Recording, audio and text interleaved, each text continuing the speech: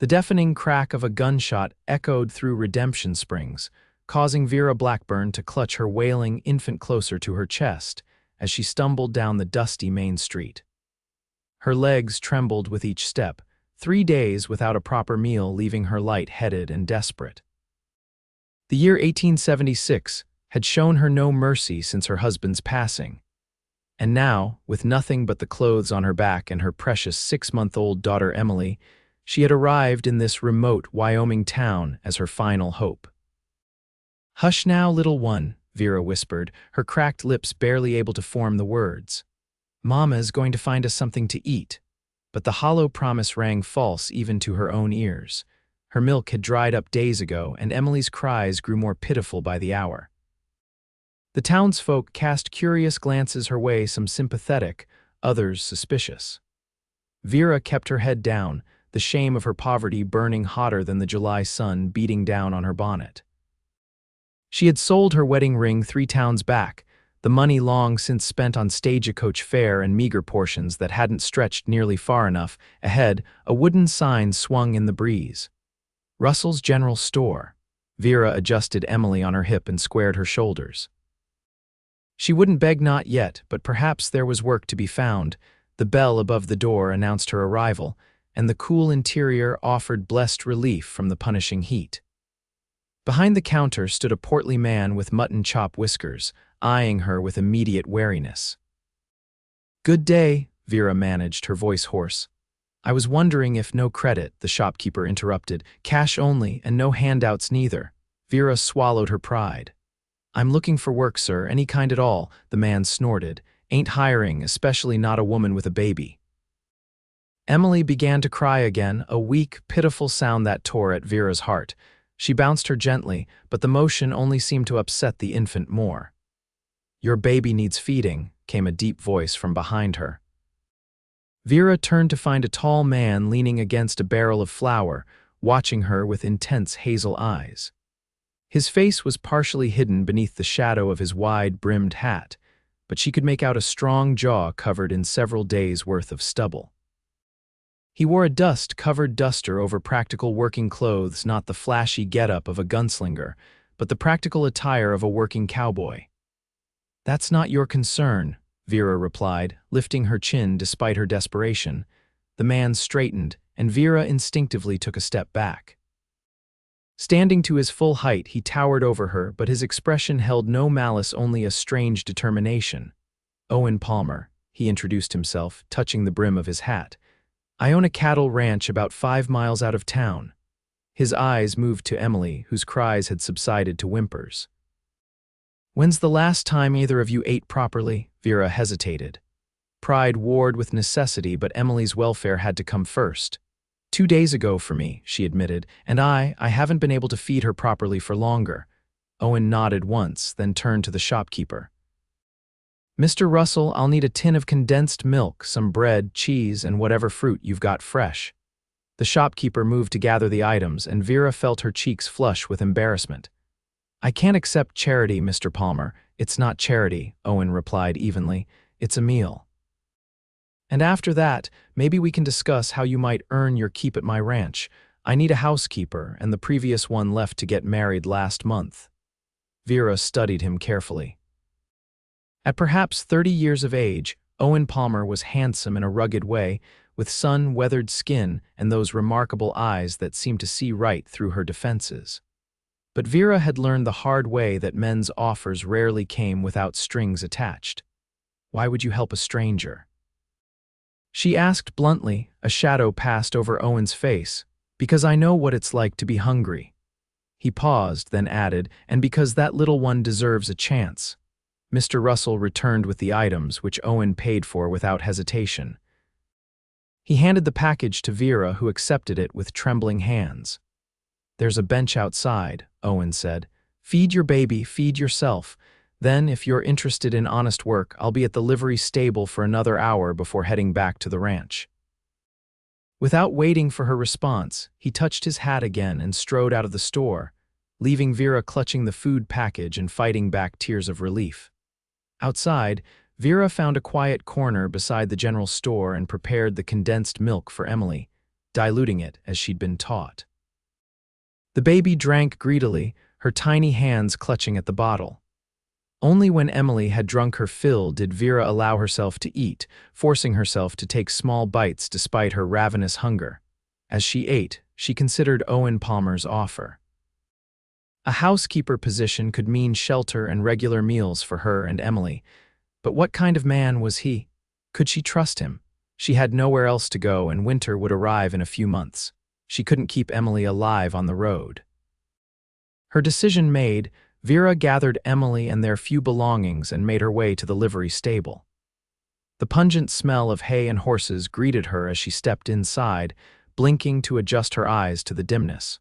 Owen was there, speaking with the blacksmith as he examined a newly shod horse. He spotted her and excused himself, crossing the dirt floor to meet her. "You've decided?" he asked simply. Vera nodded. "If the offer is genuine, we'll come work for you, but I need to be clear, I'm only looking for employment, Mr. Palmer." A flicker of something amusement perhaps crossed his features. "I'm offering a job, Mrs.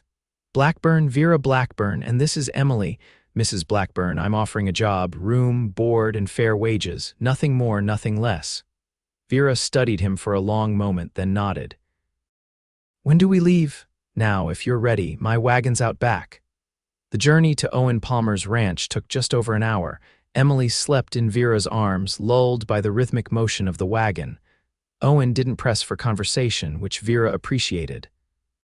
She was too exhausted and overwhelmed to engage in pleasantries. As the wagon crested a hill, Owen's ranch came into view.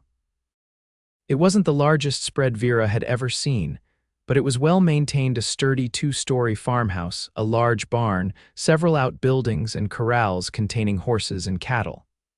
"It's not much," Owen said, following her gaze, "but it's mine, free and clear." "It looks like a good place," Vera replied honestly. As they pulled up to the house, a lanky young man emerged from the barn, wiping his hands on his trousers. "That's Liam," Owen explained, "my ranch hand, only 18, but he's a hard worker." Liam approached the wagon, eyeing Vera and Emily with curiosity. "Liam, this is Mrs. Blackburn and her daughter Emily. They'll be staying on as housekeeper." The young man touched his hat. "Madam, little miss.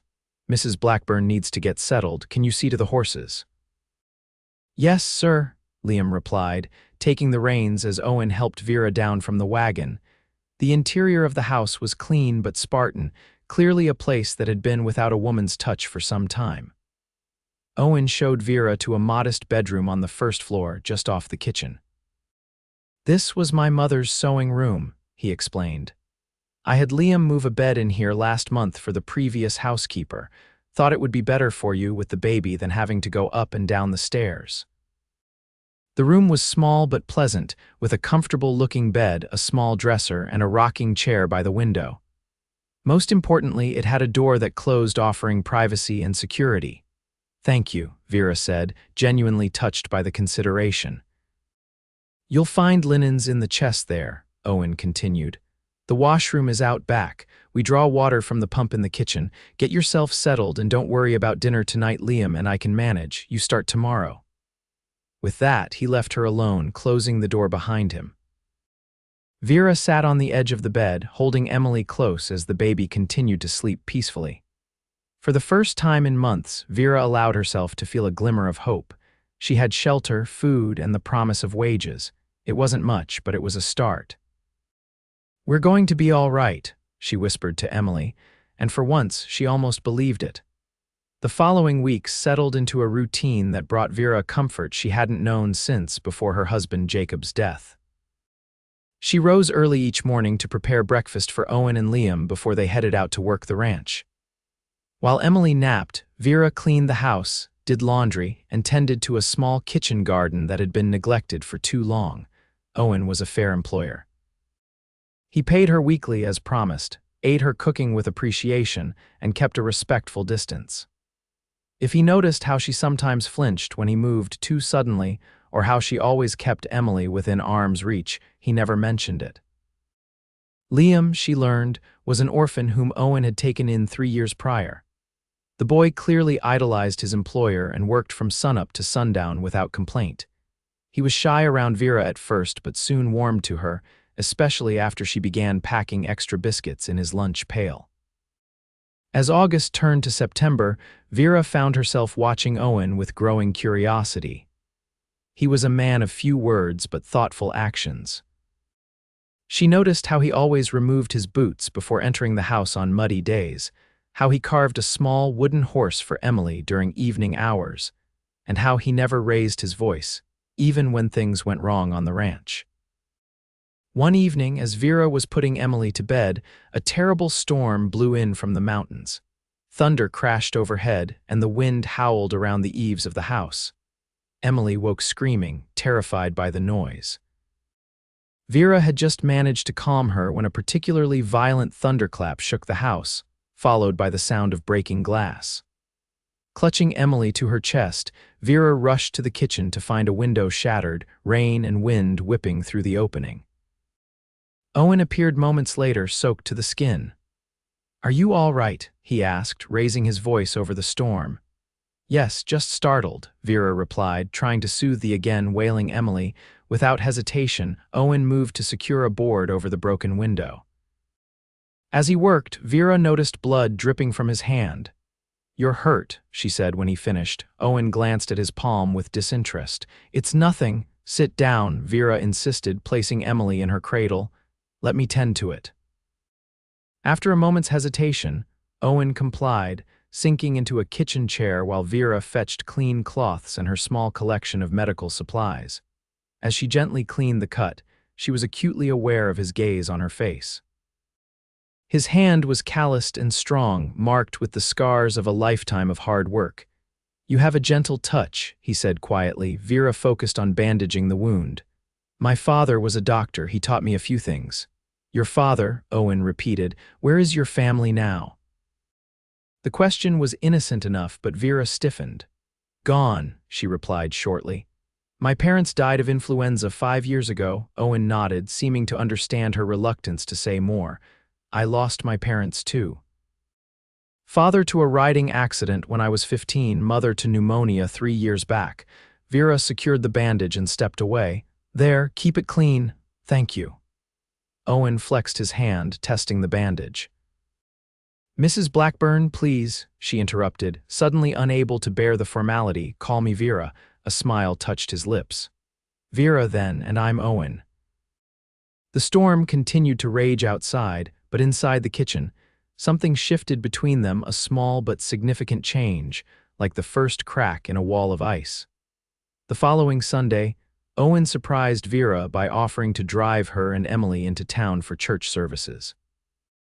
"I thought you might like to meet some of the other women in the area," he explained. "And Emily could use the blessing." Vera hesitated. She'd avoided town since their arrival, not wanting to face the curious stares or prying questions. But after nearly a month on the ranch, she had to admit the isolation was wearing on her. "That would be nice," she agreed. She wore her one good dress, faded blue calico that had once belonged to her mother, and dressed Emily in a clean gown she'd fashioned from one of Owen's old shirts.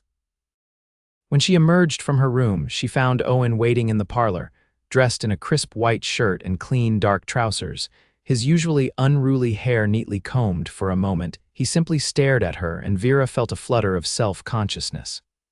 Had she done something wrong? "You look lovely," he said finally, the compliment plainly spoken but sincere. "Thank you," Vera replied, feeling heat rise to her cheeks. The church in Redemption Springs was a simple white painted building with a modest steeple. As they arrived, Vera could feel the eyes of the congregation upon them, a single woman with a baby, arriving with the bachelor rancher who rarely attended services. The whispers were immediate, but Owen seemed oblivious as he escorted Vera to a pew near the back. Throughout the service, Vera was aware of glances being cast their way, some curious, others disapproving. After the final hymn, the pastor, Reverend Matthews, made his way to them. "Brother Palmer, what a pleasant surprise to see you in the Lord's house today," he said, shaking Owen's hand. His gaze shifted to Vera. "And this must be your new housekeeper I've heard about." "Vera Blackburn," Owen confirmed, "and her daughter Emily." The Reverend's smile tightened almost imperceptibly. A widow, I presume, the question hung in the air, laden with implication. Vera straightened her spine. Yes, Reverend, my husband died in a mining accident in Colorado earlier this year. Reverend Matthews nodded, but Vera could see the doubt in his eyes. A young widow with a baby, living under the roof of an unmarried man, the situation invited gossip, regardless of the innocent truth. As they moved outside, several women approached, introducing themselves with polite but reserved smiles. Mrs. Russell, the shopkeeper's wife, Mrs. Thompson, the schoolteacher, and Mrs. Garrett, whose husband owned the local saloon, all welcomed Vera to Redemption Springs while their eyes assessed her relationship with Owen. We have a ladies' aid society that meets on Wednesday afternoons, Mrs. Thompson offered. You would be most welcome to join us. Thank you, Vera replied, perhaps when Emily is a bit older. As they prepared to leave, Vera noticed a group of men speaking with Owen near the hitching post. From their gestures and sideways glances in her direction, she could guess the topic of conversation. The ride back to the ranch was quiet. Owen lost in thought and Vera unwilling to broach the subject of the town's obvious speculation. Finally, as they turned onto the road leading to the ranch, Owen broke the silence. I apologize for the town's reception. Small communities can be judgmental. You have nothing to apologize for, Vera replied. I'm used to people making assumptions. Owen's hands tightened on the reins. It's not right. Your arrangement with me is honest work, nothing more. Yes, Vera agreed, though a small part of her wondered why his insistence on the purely professional nature of their relationship left her feeling oddly disappointed. That evening, after Emily was asleep, Vera sat on the porch steps, enjoying the cool night air. The stars shone brilliantly in the vast Wyoming sky, a sight that still took her breath away after years in the cramped mining towns of Colorado. The screen door creaked behind her and Owen appeared, carrying 2 cups of coffee. He handed one to Vera before settling beside her on the steps, leaving a respectable distance between them. May I join you? He asked belatedly. Already seated, Vera smiled. It's your porch. They sat in comfortable silence for a while, sipping their coffee and watching the distant lightning of a storm too far away to bring rain. You never speak of your husband, Owen said finally. Vera stared into her cup. No, I'm sorry, it's not my place to pry. She shook her head. It's all right. Jacob was a dreamer, always chasing the next big strike, convinced that we'd be rich someday. She sighed. He was kind when sober, but the disappointments drove him to drink, and when he drank. She trailed off, not needing to elaborate. Owen's silence was understanding, not judgmental. He didn't live to see Emily born, Vera continued after a moment. The accident happened when I was 7 months along. Perhaps it was for the best. That's a hard thing to say, Owen observed quietly. Hard truths often are. Vera set her empty cup aside. What about you? You've never married.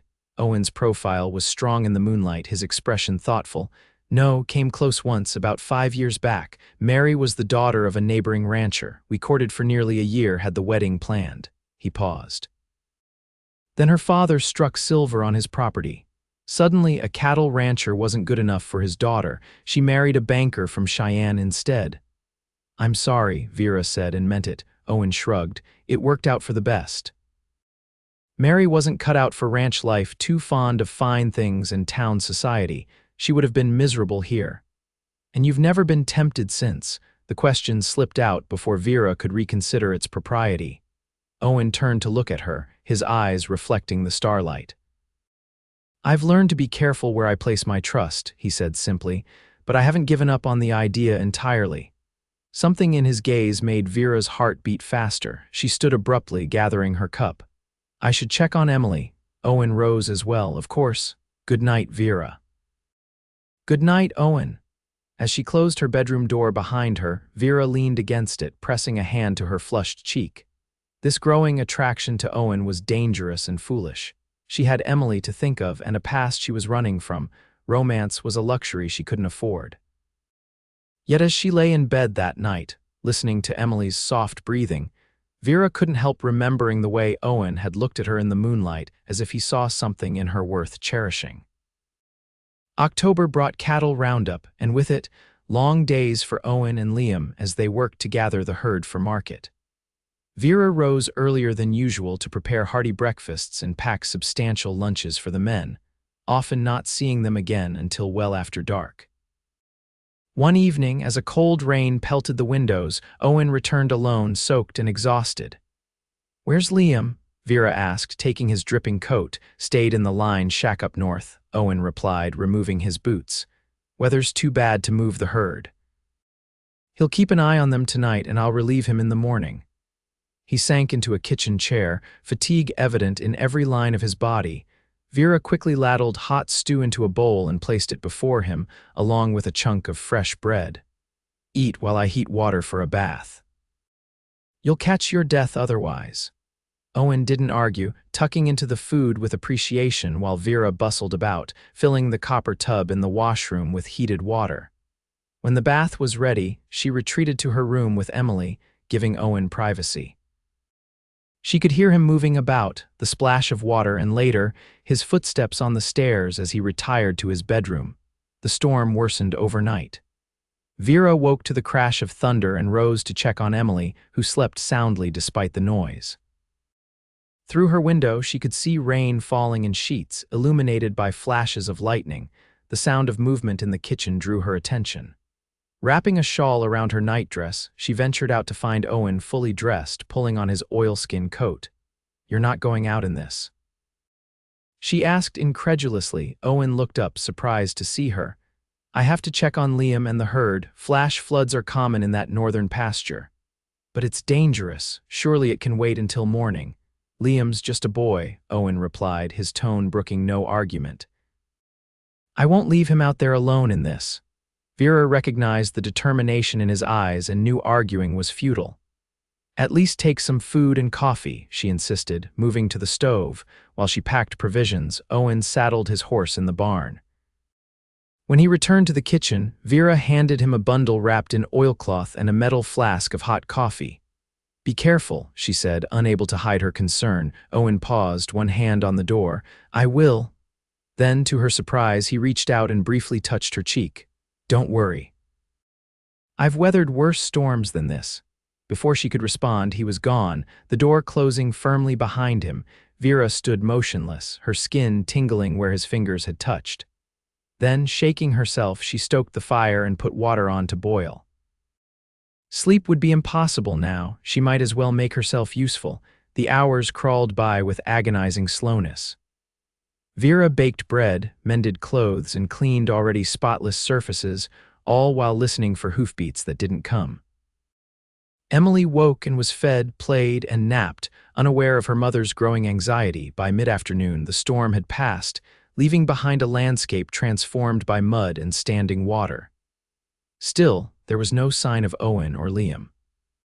As the sun began to set, Vera spotted movement on the road to the ranch, a single horse carrying 2 riders.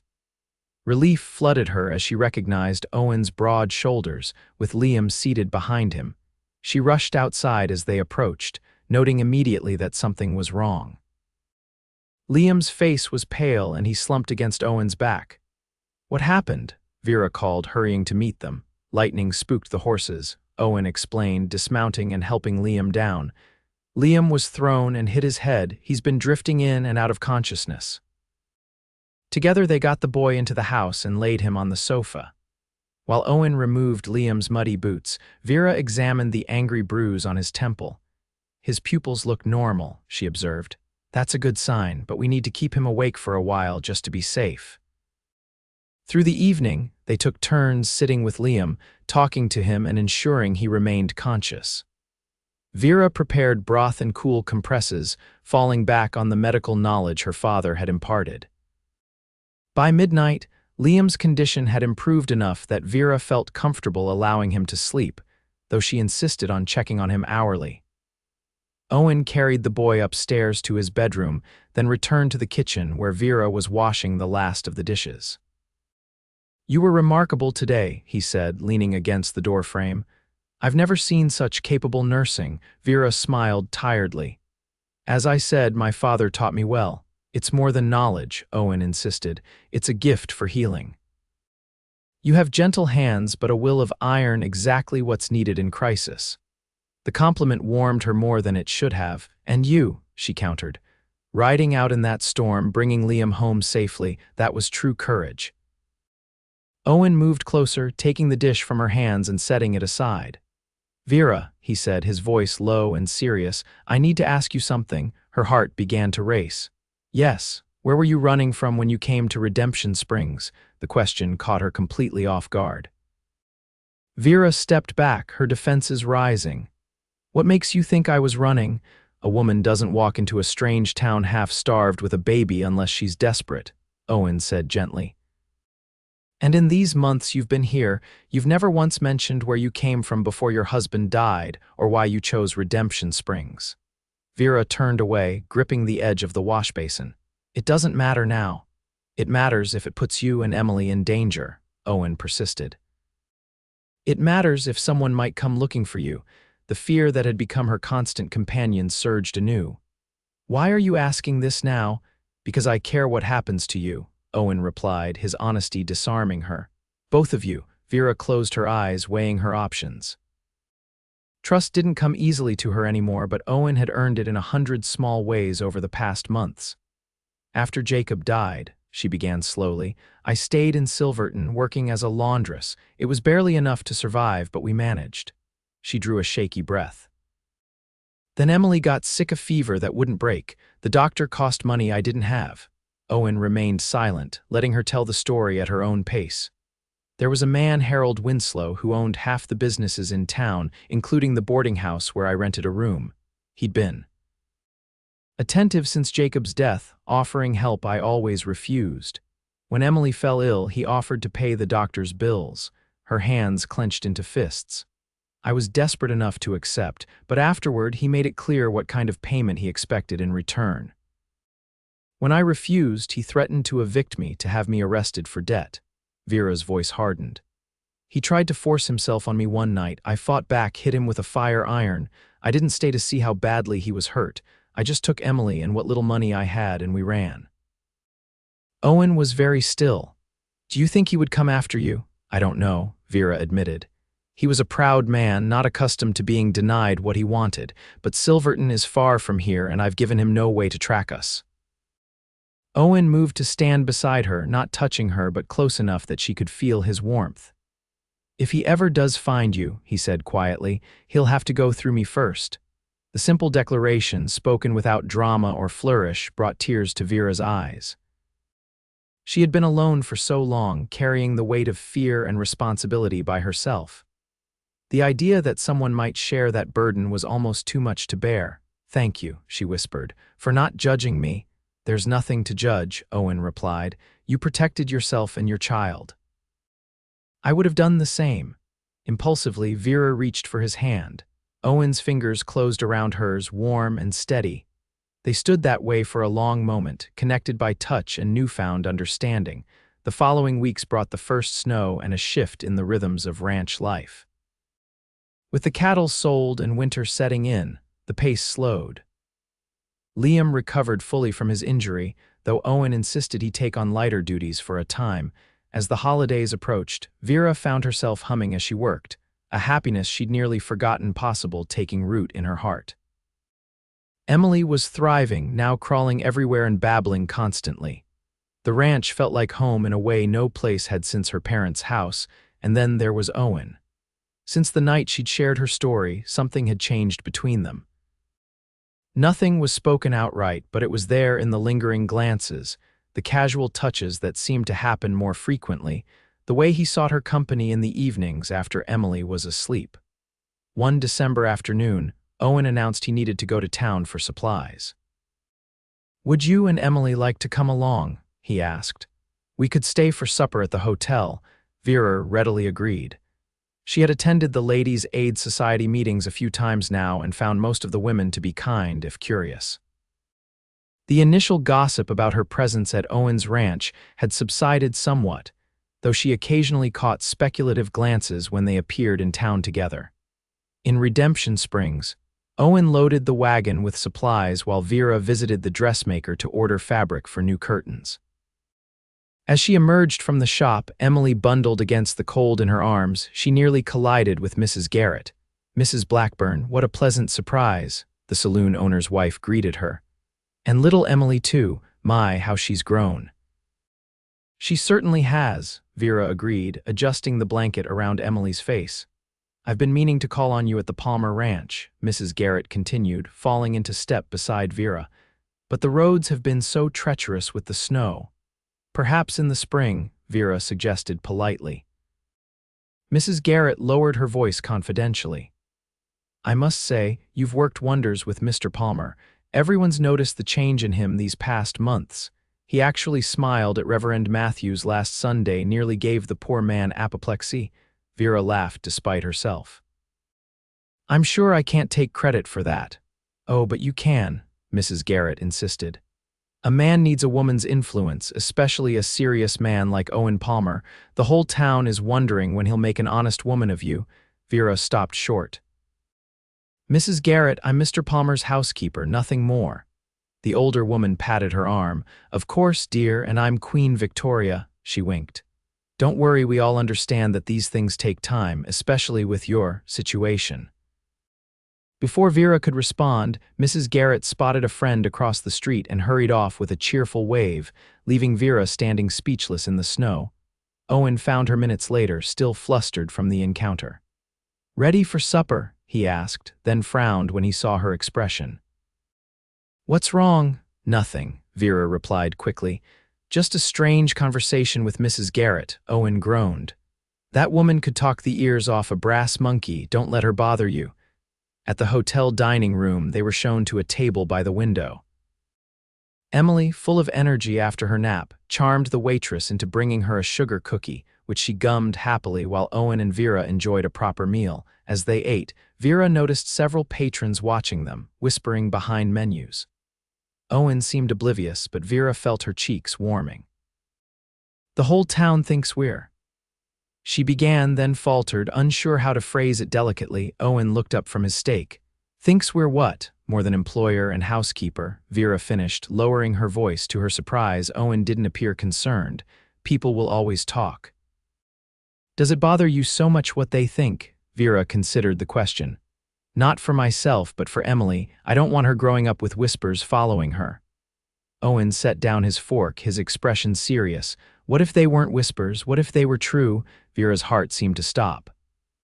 "What do you mean?" "I mean," Owen said carefully, "that perhaps their assumptions aren't entirely mistaken, at least not about my feelings." The dining room suddenly felt too warm, too crowded. Vera struggled to find words. "Owen, you don't need to answer now," he interrupted gently. "I just wanted you to know that my regard for you is not simply that of an employer." Emily chose that moment to drop her cookie on the floor and begin to fuss. Vera seized the distraction, focusing on soothing her daughter while her mind whirled with Owen's unexpected declaration. The ride back to the ranch was quiet, both of them lost in thought. When they arrived, Owen helped Vera down from the wagon, his hands lingering at her waist a moment longer than necessary. "Vera," he said softly, "I hope I haven't made you uncomfortable." She looked up at him, snow catching in his dark hair and on the shoulders of his coat. "You haven't," she replied honestly. "I just need time." Owen nodded, releasing her. "Take all the time you need, I'm not going anywhere."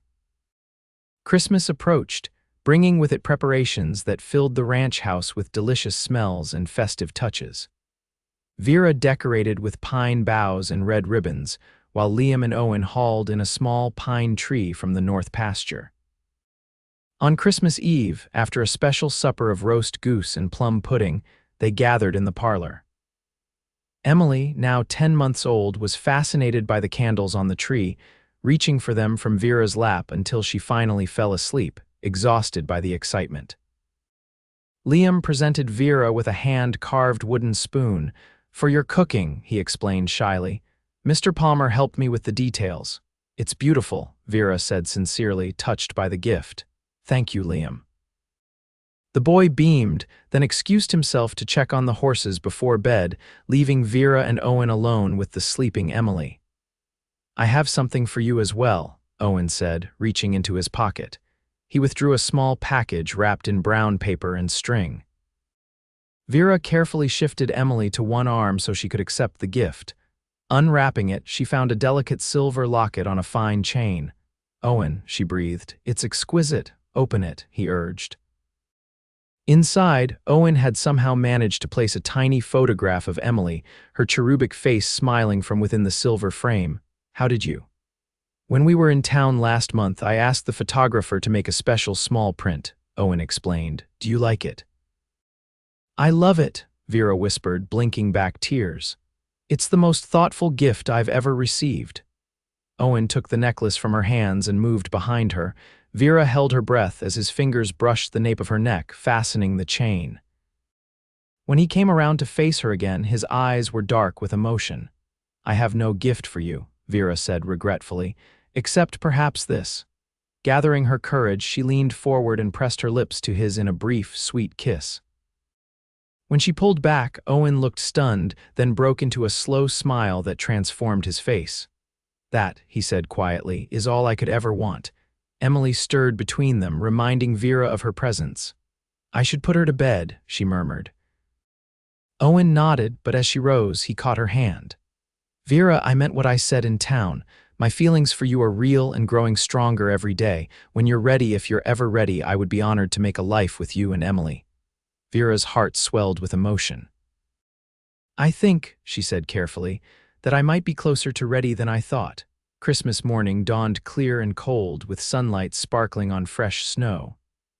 Vera woke to Emily's babbling, and the smell of coffee brewing. Owen was already up.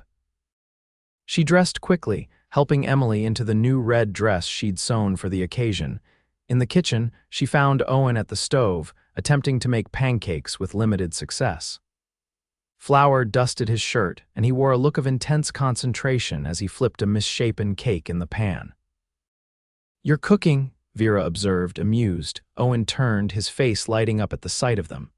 "Trying to, at least. I wanted to surprise you." "Consider me surprised," Vera laughed, setting Emily in her high chair. "But perhaps I should take over before you burn down my kitchen." "Your kitchen, is it?" Owen teased, relinquishing the spatula. "Well, I spend more time in it than you do," Vera pointed out, expertly flipping the pancake he'd been struggling with. Owen moved to pour coffee for them both. "It could be yours in more than just usage," he said casually. "This whole house, I mean." Vera's hand stilled over the stove. She turned to face him, finding him watching her with that steady gaze she'd come to cherish. "Owen Palmer, if that's a proposal, it's the most roundabout one I've ever heard," she said, trying to keep her voice light despite the pounding of her heart. Owen set down the coffee pot and crossed to her, taking her flour-covered hands in his. "You're right. You deserve better than that." To her astonishment, he lowered himself to one knee on the kitchen floor. "Vera Blackburn, I love you. I love your strength, your kindness, your fierce devotion to Emily. I love the way you've brought light and warmth back into this house and into my life. Will you marry me and let me be a father to Emily?" Tears blurred Vera's vision as joy bubbled up within her. "Yes," she whispered, then louder, "yes, I will marry you."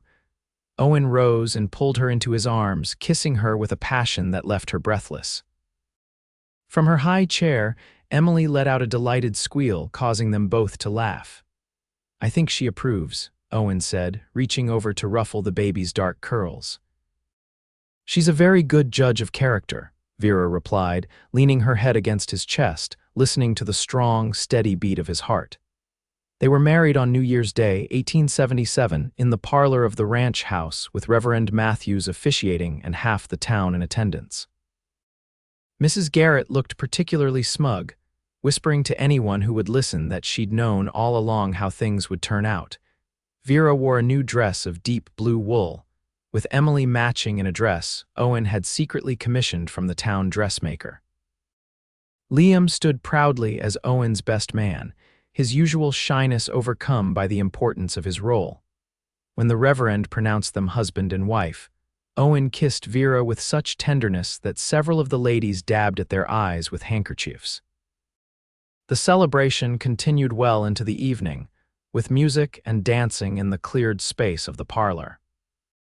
Late that night, after the guests had departed and Emily slept soundly in her crib, moved that day into what had been Liam's room. While the young man took up residence in the bunkhouse, Owen led Vera up the stairs to the master bedroom. "Welcome home, Mrs. Palmer," he said softly, closing the door behind them.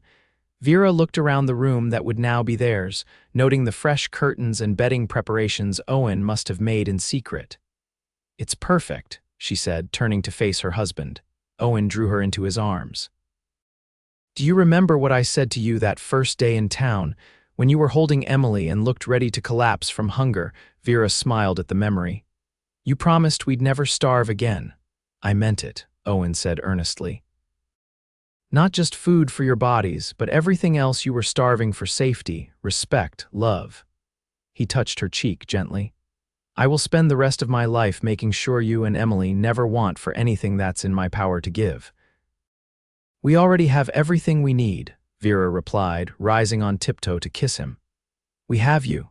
Spring came early to Wyoming in 1877, bringing with it new life across the ranch. Calves frolicked in the greening pastures, and Vera's kitchen garden sprouted promising rows of vegetables. Emily, now 14 months old, toddled after Owen whenever he was in sight, crying "Pa, Pa" in a voice that never failed to bring a grin to his face. The transformation in their lives seemed miraculous to Vera. Where once she had been alone and desperate, she now found herself surrounded by love and security. Owen proved to be a devoted husband and father, patient with Emily's mischief and passionate in his love for Vera. Even on days when ranch work kept him in the saddle from dawn to dusk, he always found time to spend with his family before bed. One warm May afternoon, as Vera hung laundry on the line with Emily playing nearby, she spotted a rider approaching from town. Shading her eyes against the sun, she recognized Liam returning from an errand. The young man dismounted quickly, his expression unusually serious as he approached. "Mrs. Palmer," he called, "is the boss around?" "He's in the north pasture," Vera replied, noting Liam's agitation. "What's wrong?" Liam shifted uncomfortably. "There was a stranger in town asking questions about you about a woman with a baby who arrived last summer. Mr. Russell at the store told me." A cold fear gripped Vera's heart. "What sort of man? Did Mr. Russell describe him?" "Well-dressed," he said. "With a fancy watch chain and a scar on his cheek. Said he was looking for his sister and her child. Harold Winslow. It had to be. The scar would be from where she'd struck him with the fire iron." Vera's legs felt suddenly weak. "Are you all right, madam?" Liam asked, concerned. Vera forced herself to remain calm. "Yes, Liam, thank you for telling me. Please find Mr. Palmer and ask him to come back to the house." As Liam rode off, Vera gathered Emily into her arms, holding her tightly. The peaceful life they'd built now seemed terribly fragile.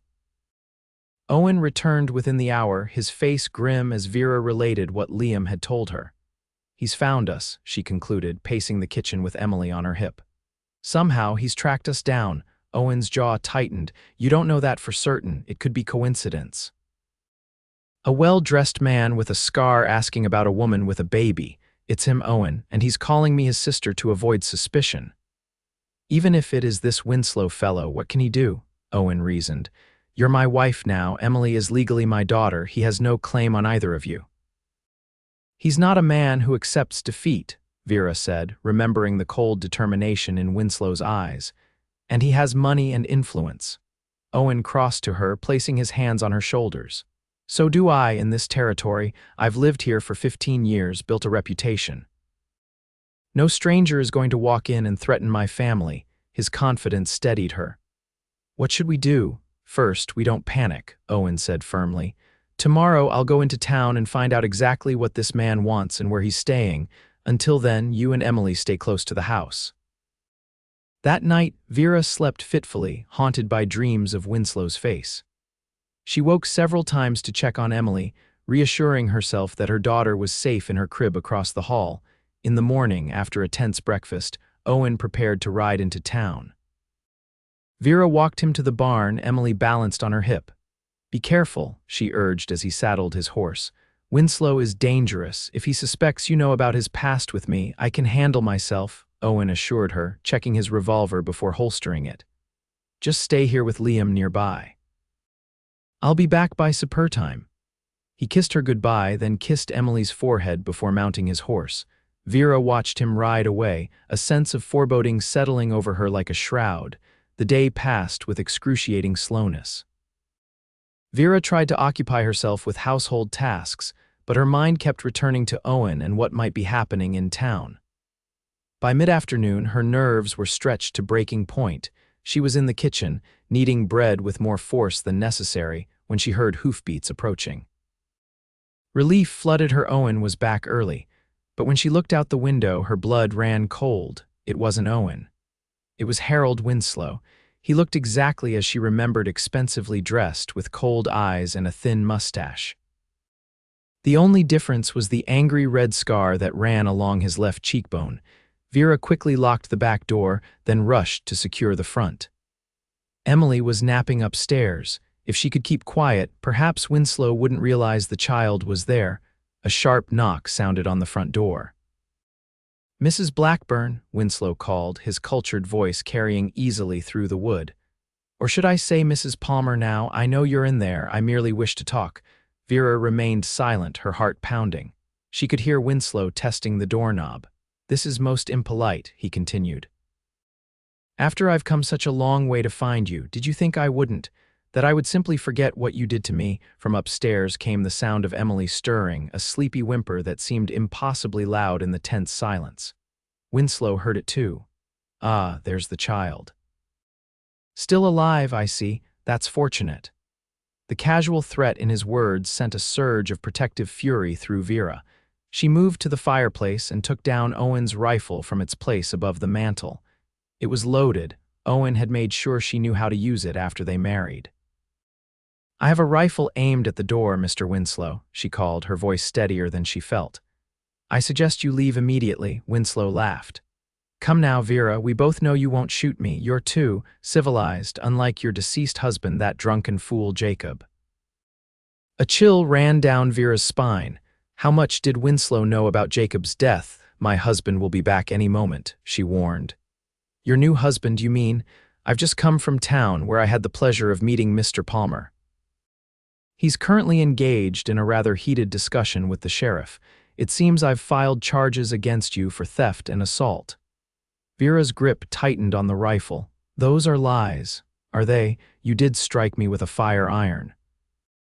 And you did leave town with money that, technically, belonged to me, the money I paid for the doctor." "That was a gift," Vera retorted. "A conditional gift," Winslow corrected, "which you failed to honor the conditions of, but I'm willing to be reasonable. Open the door and we can discuss terms."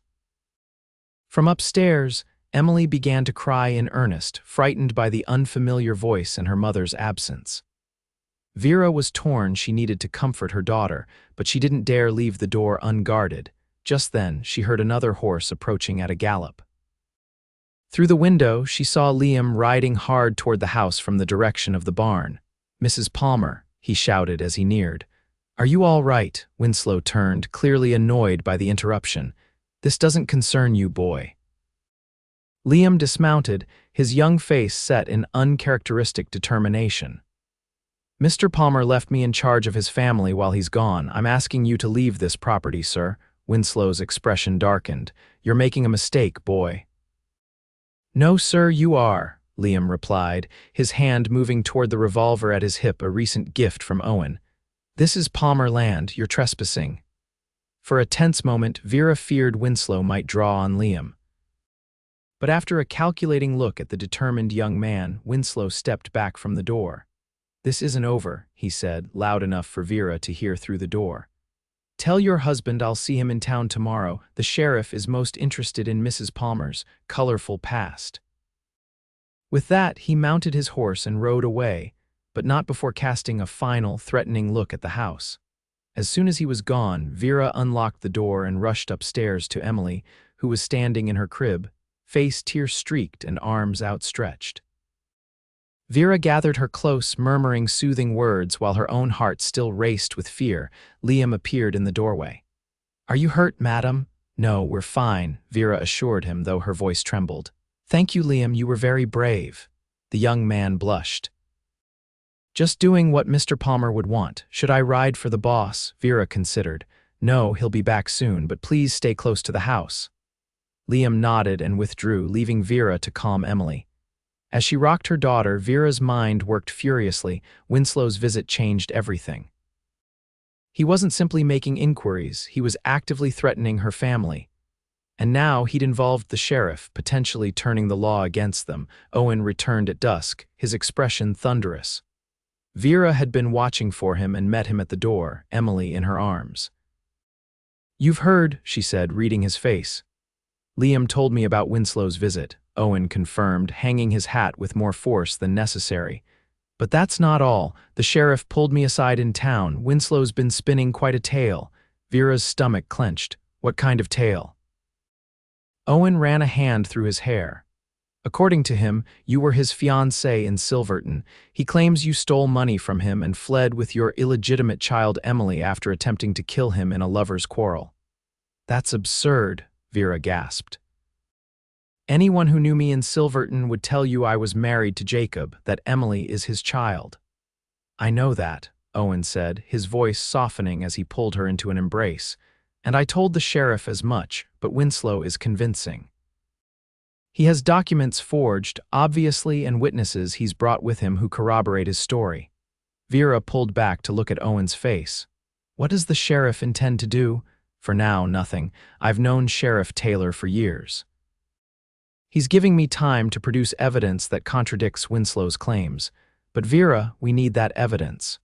Do you have anything, letters, documents, anything at all that proves your marriage to Jacob or Emily's parentage?" Vera thought desperately. "My marriage certificate was lost in the move.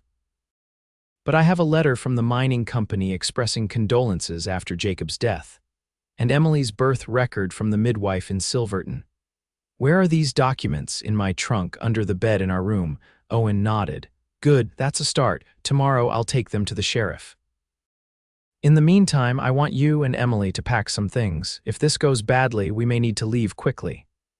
Vera felt as though the ground was shifting beneath her feet. "Leave, but this is our home, and I'll fight to keep it," Owen promised.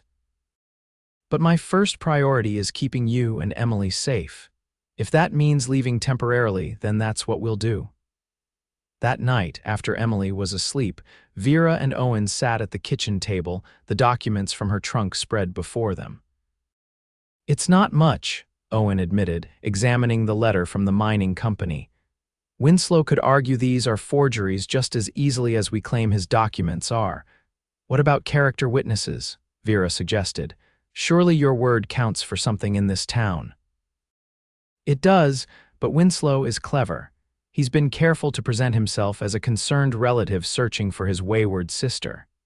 He's made donations to the church, bought rounds at the saloon. People like him."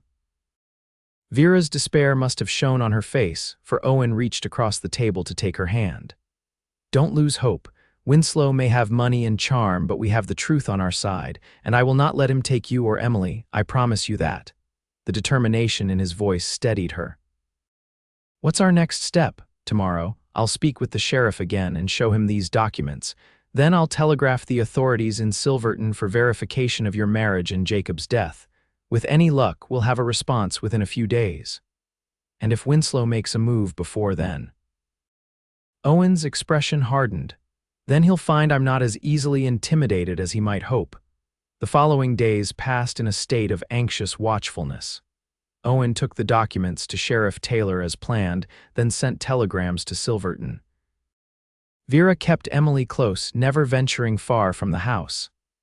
Liam remained vigilant, always within earshot if Vera called. On the third day after Winslow's visit, Owen returned from town with news. "The sheriff received a reply from Silverton," he announced as he entered the kitchen. "It confirms Jacob Blackburn's death in the mining accident and your status as his widow." Relief flooded Vera. "So it's over. Winslow's lies have been exposed." Owen's expression remained grave. "Not entirely. Winslow is claiming the telegram is a forgery orchestrated by friends of mine. He's demanding that you appear before the judge when he comes through next week to determine the truth." "Then I'll go," Vera said firmly. "I have nothing to hide." "There's more," Owen continued. Winslow is now claiming that even if you were married to Jacob Blackburn, Emily is not Jacob's child but his. He's petitioning for custody. Vera felt the blood drain from her face. That's impossible. Jacob and I were married for 2 years before Emily was conceived. Winslow never, we never. I know, Owen said, pulling her into his arms as she began to shake, but he's desperate now, grasping at anything that might give him leverage. Why is he doing this? Vera whispered against Owen's chest. What does he want? Revenge, Owen replied simply. You wounded his pride when you refused him, and then you physically scarred him. Men like Winslow don't forgive such things. For the next few days, Vera existed in a state of heightened anxiety, jumping at every sound, constantly checking on Emily. The thought of facing Winslow in court filled her with dread, but she would do anything to protect her daughter. The evening before the judge was due to arrive, Owen returned from town earlier than expected, his expression unreadable. What's happened? Vera asked, immediately sensing something had changed. Owen hung his hat slowly. Winslow's gone. Gone? What do you mean? Left town sometime last night. According to the hotel owner, he settled his bill in full, packed his bags, and departed without a word to anyone. Vera sank into a chair, stunned. I don't understand. Why would he leave now when he was so close to getting what he wanted? Owen pulled a telegram from his pocket. This might explain it. It arrived for the sheriff today from the marshal's office in Denver. Apparently, Harold Winslow is wanted for fraud and embezzlement in Colorado. He's been operating under several different names, swindling investors in non-existent mining operations. So he ran to avoid arrest, Vera said, hardly daring to believe their ordeal might be over. It seems so. The sheriff sent word to neighboring towns to be on the lookout, but he suspects Winslow is heading for the border. Vera stood and moved to the window, gazing out at the peaceful ranch bathed in evening light. Do you think he'll come back? Owen came to stand behind her, his hands gentle on her shoulders. With charges against him in Colorado, it's unlikely. Men like Winslow prefer easier targets. Now that he knows you have protection and the law is looking for him, he'll move on to fresher pastures. Vera turned in his arms, searching his face. Are you sure? I couldn't bear it if he returned when we'd let our guard down. I can't promise he'll never return, Owen said honestly, but I can promise that as long as I live, you and Emily will be safe. This is our home, Vera. I won't let anyone take that from us. For the first time in days, Vera felt the crushing weight of fear begin to lift. She leaned into Owen's embrace, drawing strength from his steadfast presence. We should celebrate, Owen suggested, a smile finally breaking through his serious expression. Invite Liam in for a special dinner. The boy's been standing guard like a soldier. He deserves a reward. Vera agreed, her spirits lifting at the thought of putting the darkness behind them. As she prepared the meal roast chicken with all the trimmings, she found herself humming again, the simple joy of cooking for her family restored. Over dinner, Liam regaled them with tales of the new foal born in the north pasture, his youthful enthusiasm infectious. Emily, perched in her high chair, babbled happily and offered soggy bits of bread to everyone at the table. Owen watched his makeshift family with undisguised contentment, his hand occasionally finding Vera's beneath the table. Later, as they prepared for bed, Owen caught Vera by the waist and pulled her close. I've been thinking, he said, his voice low and intimate. When all this started, you were a desperate young mother with a hungry baby, and I was a lonely rancher with too much house for one man. Now look at us. Vera smiled up at him. A family. Yes, but a small one, Owen continued, a hint of mischief in his eyes. This house could hold more, don't you think? Vera's breath caught. Are you suggesting what I think you are, Owen Palmer? I'm suggesting that Emily might like a brother or sister, he replied, his hands warm at the small of her back. If you're ready for that. Vera had thought about it often in recent months, the possibility of expanding their family, of giving Emily siblings to grow up with. The threat of Winslow had pushed such thoughts aside, but now. I think, she said, rising on tiptoe to brush her lips against his, that's a wonderful idea.